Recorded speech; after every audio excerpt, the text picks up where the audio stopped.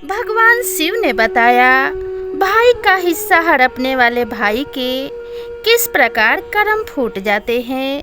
मित्रों, एक बार माता पार्वती ने भगवान शिव से कहा कि हे प्रभु, आज मेरे मन में एक प्रश्न उठ रहा है। यदि आप मेरे प्रश्न के उत्तर देकर मुझे संतुष्ट करेंगे तो मेरे मन को बहुत शांति मिलेगी। तब भगवान शिव कहते हैं, हे देवी, आखिर तुम्हारे मन में कौन सा प्रश्न है? फिर माता पार्वती कहती है, हे प्रभु, भाई का हिस्सा हड़पने वाले भाई के किस प्रकार कर्म फूट जाते हैं, जिससे भाई भाइयों के अंदर बैर हो जाता है और भाई भाई का दुश्मन बन जाता है।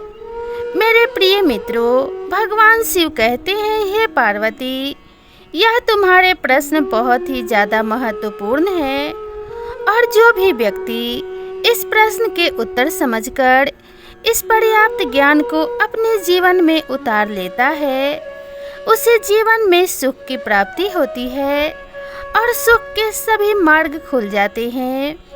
फिर मित्रों, भगवान शिव कहते हैं, हे देवी, अब मैं तुम्हारे इस प्रश्न का उत्तर एक छोटी सी कथा के माध्यम से देने वाला हूँ। इस कथा के माध्यम से तुम अपने इस प्रश्न के उत्तर को ठीक तरह से समझ पाओगी।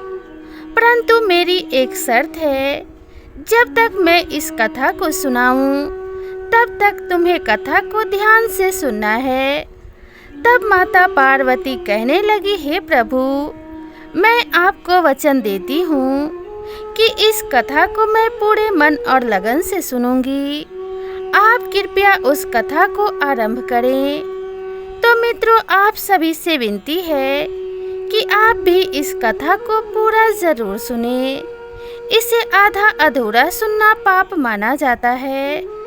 कथा को शुरू करने से पहले कमेंट बॉक्स में हर हर महादेव अवश्य लिखें। मित्रों, एक नगर में एक सेठ रहता था। उस सेठ के 2 पुत्र थे। बड़ा बेटा चालाक और बेईमान किस्म का था, वही छोटा बेटा सीधे स्वभाव का था। सेठ के पास में धन की कोई कमी नहीं थी। इस प्रकार से सेठ ने अपने परिवार के साथ हंसी खुशी से अपना जीवन यापन किया। वहीं एक समय ऐसा आता है कि सेठ का देहांत हो जाता है। फिर सेठ की मृत्यु हो जाने के बाद सेठ के बड़े बेटे ने मन में विचार किया कि अब पिताजी दुनिया में नहीं रहे, दोनों भाइयों के बीच में संपत्ति का बंटवारा हो जाना चाहिए।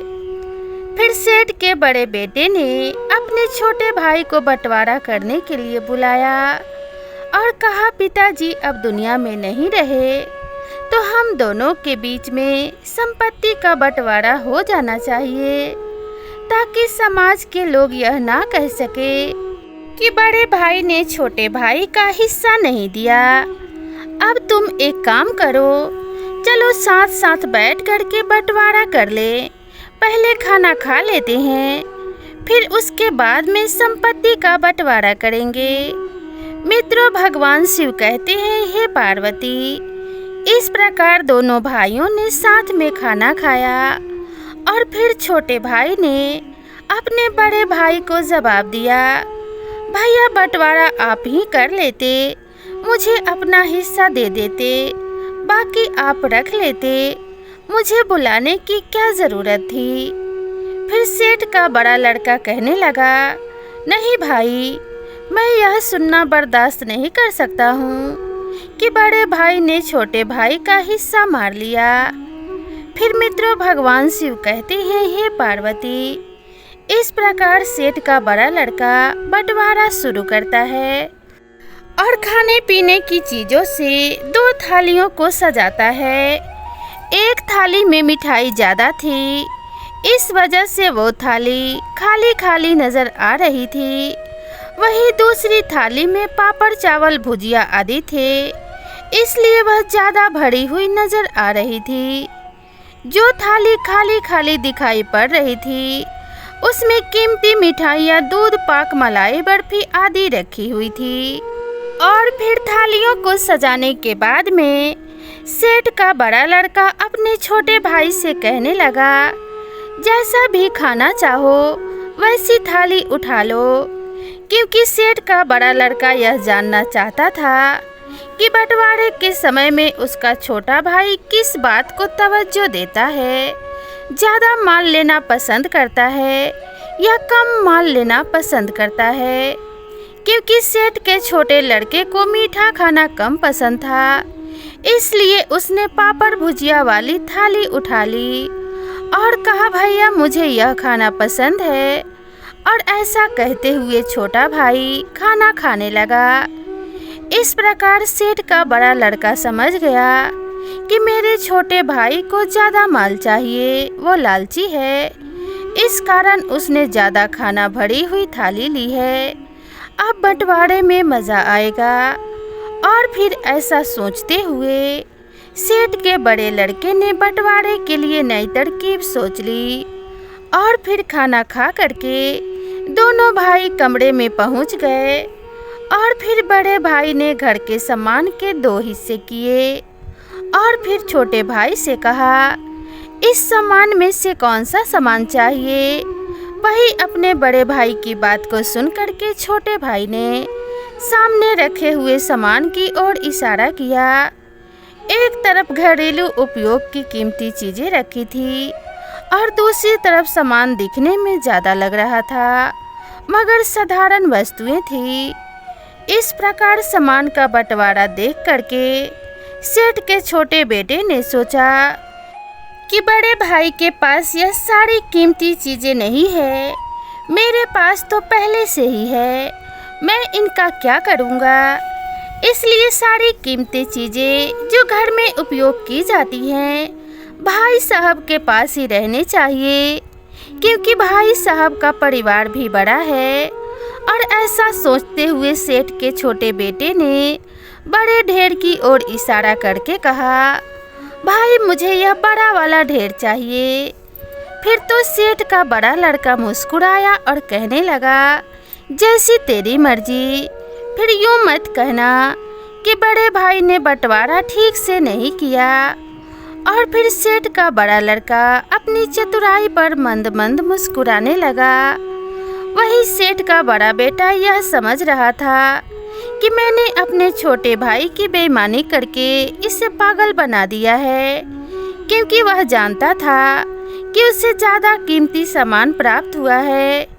इधर छोटा भाई इसलिए खुश था कि बड़े भाई का परिवार बड़ा है और वह अपने बड़े भाई की मदद कर रहा है। फिर भगवान शिव कहते हैं, हे पार्वती। इधर सेठ का बड़ा लड़का बंटवारे को आगे बढ़ाता है और 2 पोटली बांधता है। और फिर बड़े भाई ने अपने छोटे भाई से कहा, अब इन दोनों ढेर में से तुम्हें कौन सा ढेर पसंद है, वही उठा लो। इन दोनों पोटलियों में माता जी के जेवर है।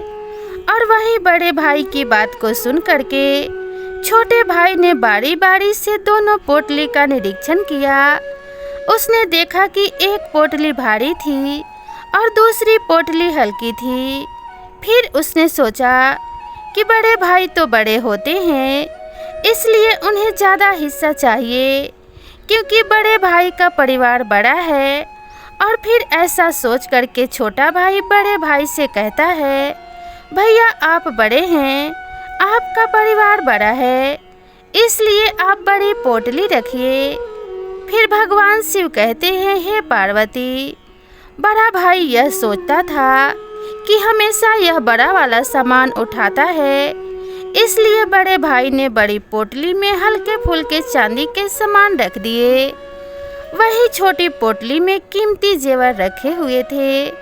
फिर जैसे ही बड़े भाई ने सोचा कि छोटी पोटली मेरे हाथ से निकलती जा रही है, तो अपने छोटे भाई से कहने लगा, नहीं नहीं भाई, तुम बड़ी पोटली लो।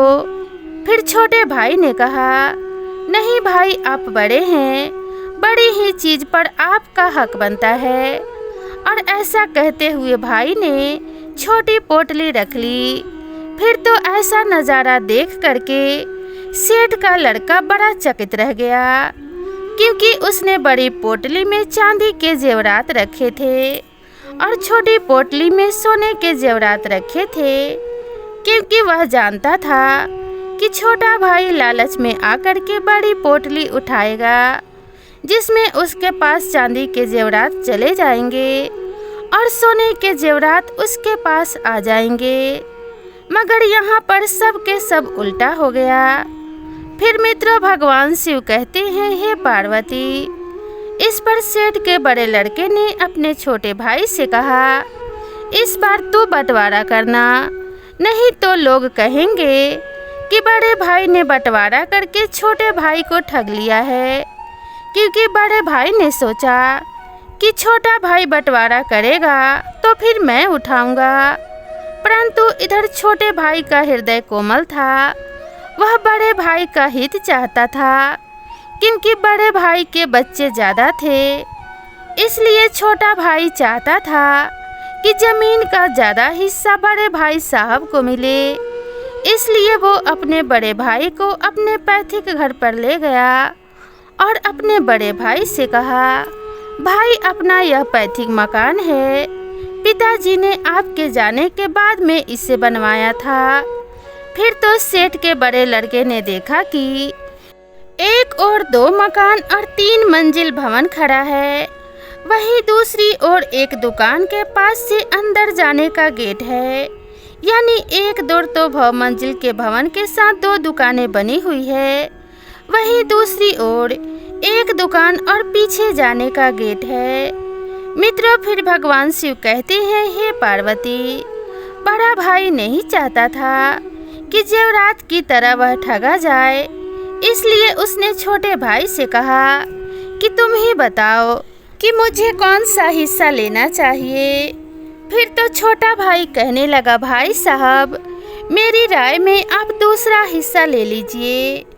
वही छोटे भाई की बात को सुन करके बड़ा भाई सोचने लगता है, यह तो छोटा भाई होकर भी बड़े भाई को ठगना चाहता है। स्वयं तो बहुमंजिल मकान और 2 दुकान हड़पना चाहता है। ऐसा सोचते हुए बड़े भाई ने छोटे भाई से कहा, मेरा परिवार बड़ा है, इसलिए मैं चाहता हूँ कि यह बहुमंजिल मकान वाला हिस्सा मैं ले लूँ।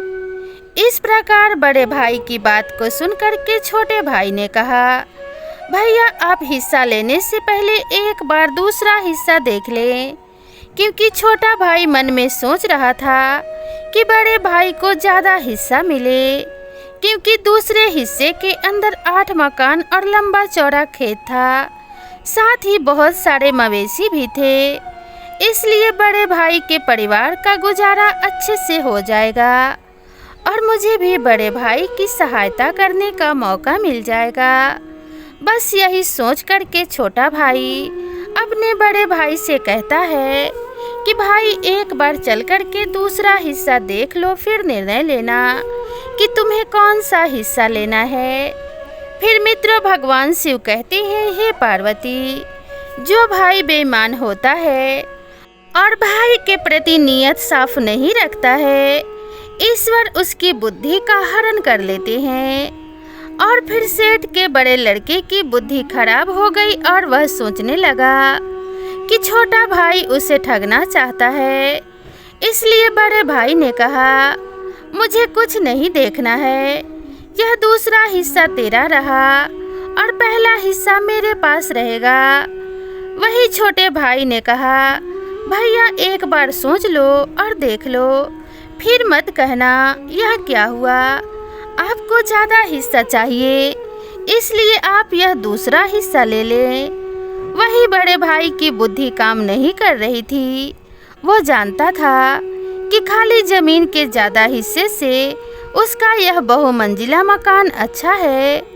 इसलिए उसने छोटे भाई की बात नहीं मानी और सभी पंचों के सामने अपने अपने हिस्से का बंटवारा लिख लिया। फिर बंटवारा हो जाने के बाद छोटे भाई ने बड़े भाई से कहा, आपको तो 2 मंजिल मकान मिल गया, अब आप एक बार मेरा भी मकान वाला हिस्सा देख लो। और फिर ऐसा कहकर के छोटा भाई अपने बड़े भाई को अपना हिस्सा दिखाने के लिए दुकान के पास वाले गेट से अंदर गया। आगे छोटा भाई था, पीछे पीछे बड़ा भाई चल रहा था। और फिर जैसे ही बड़ा भाई गेट के अंदर गया, उसे गेट के पीछे लंबा चौड़ा खेत नजर आया। सामने की तरफ 8 भवन बने हुए थे, कई मवेशी भी चल रहे थे। फिर तो ऐसा नज़ारा देख कर के बड़ा भाई दंग रह गया और अपने छोटे भाई से कहने लगा, यह हिस्सा पिताजी ने कब खरीदा था? तब छोटा भाई कहने लगा, भैया आपके जाने के बाद में पिताजी ने इसे खरीदा था, इसलिए तो मैं आपसे बार बार कह रहा था कि आप बड़े हैं, आपको बड़ा हिस्सा चाहिए, मगर आप नहीं माने। फिर मित्रों भगवान शिव कहते हैं, हे पार्वती, आखिरकार बड़ा भाई क्या कर सकता था, क्योंकि बंटवारा हो चुका था। और फिर छोटे भाई के महल को देख करके बड़े भाई को एकदम से दिल का दौरा पड़ता है और उसकी मृत्यु हो जाती है। इसलिए कभी भी भाई के हिस्से की बेईमानी नहीं करनी चाहिए। और जो भाई के हिस्से की बेईमानी करते हैं, उनका हालत सेठ के बड़े बेटे की तरह ही होता है। मित्रों, किसी ने सच ही कहा है, बाप बड़ा ना भैया, सबसे बड़ा रुपया। यह आज से नहीं, यह कहावत तो पहले से ही चली आ रही है। इसलिए मित्रों, भाई से हमेशा प्यार करना चाहिए, क्योंकि भाई जैसी चीज़ दुनिया में दूसरी कोई नहीं है। कहते हैं ना, जिस घर में भाई भाई का प्यार बना रहता है, वह घर स्वर्ग बन जाता है। इसलिए मित्रों, हमेशा भाई के साथ मिलकर रहना चाहिए। तो मित्रों, मैं आशा करती हूँ कि आप सभी को यह कथा पसंद आई होगी। अगर वीडियो पसंद आई हो तो वीडियो को सभी मित्रों के साथ ज़रूर शेयर करें और वीडियो को एक लाइक ज़रूर करें। तो दोस्तों, मिलते हैं इसी तरह की नई कथा और नई कहानी के साथ। तब तक खुश रहिए, स्वस्थ रहिए और अपने परिवार से मिलजुल कर रहिए। तो मिलते हैं नेक्स्ट वीडियो में, तब तक के लिए नमस्कार।